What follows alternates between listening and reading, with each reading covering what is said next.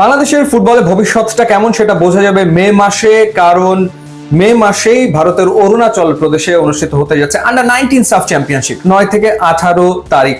এবং বাংলাদেশের গ্রুপে রয়েছে মালদ্বীপ, ভুটান। বাংলাদেশের ইয়াংস্টাররা কোন পর্যায়ে রয়েছে সেটা আসলে এই টুর্নামেন্টে দেখা যাবে। এই সাফ চ্যাম্পিয়নশিপকে সামনে রেখেই ওপেন ট্রায়ালে অংশ নিতে বাংলাদেশে এসেছিলেন 4 জন বাংলাদেশি বংশোদ্ভূত প্রবাসী ফুটবলার, যার ভেতরে ইংল্যান্ড থেকে এসেছিলেন এলমান মতিন, ইতালি থেকে এসেছিলেন আব্দুল কাদির। সো এই 4 জনের ভেতরে 3 জন প্রাথমিকভাবে তো দলে টিকে যাচ্ছেন, একজন বাদ পড়তে চলেছেন বা বাদ পড়েছেন তেমনটাই আসলে শুনেছি।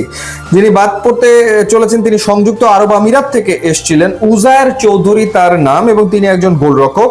আতলেতিকো জুনিয়র্স একাডেমিতে খেলেছেন এই গোলরক্ষক, কিন্তু তার পারফরমেন্সে সন্তুষ্ট হতে পারেননি সম্ভবত বাফুফের যিনি টেকনিক্যাল ডিরেক্টর হিসেবে কাজ করছেন সাইফুল বারী টিটু, এবং একই সাথে কোচ গোলাম রাব্বানী ছোটন।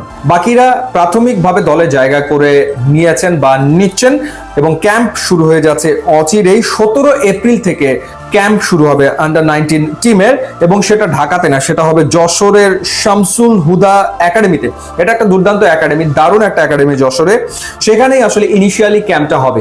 ওইখানে ক্যাম্প করার পর দল চলে আসবে বিকেএসপিতে। বিকেএসপির যে টার্ফ, সেখানে আবার 7 দিন ধরে একটা কন্ডিশনিং ক্যাম্প হবে। টার্ফে প্লেয়াররা প্র্যাকটিস করবে। তারপর বাংলাদেশ দল চলে যাবে হচ্ছে অরুণাচল প্রদেশে। সেটা হচ্ছে 6 তারিখে। 9 তারিখ থেকে টুর্নামেন্ট শুরু, বাংলাদেশ দল যাবে হচ্ছে 6 তারিখে, সেটাই আসলে শুনলাম।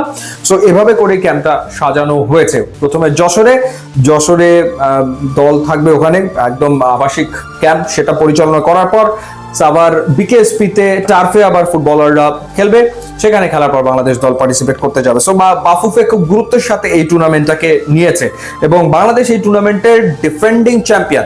সো এবারও বাংলাদেশের লক্ষ্য আসলে চ্যাম্পিয়ন হওয়া, এবং ফুটবলের যে ক্রেজ বাংলাদেশে তৈরি হয়েছে সেই ক্রেজ ধরে রাখার জন্য বয়সভিত্তিক পর্যায়ে সাফল্য পাওয়াটাও আসলে জরুরি, এবং সেই সাফল্যের খোঁজে বাফুফে রয়েছে, এবং সে কারণেই এই সাফ চ্যাম্পিয়নশিপ নিয়ে বাংলাদেশ এতটা সিরিয়াস।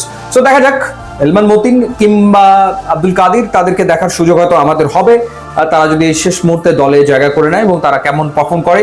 এবং এই আন্ডার-19 টিমের ফুটবলারের ভবিষ্যতে তো জাতীয় দলে আসবে, সুতরাং এই দলের পারফরমেন্স খুবই গুরুত্বপূর্ণ, কোনো সন্দেহ আসলে নাই। ইউটিউব, ইনস্টাগ্রাম লিঙ্ক আছে, আপনারা যোগ দিলে খুবই খুশি হবো। অ্যান্ড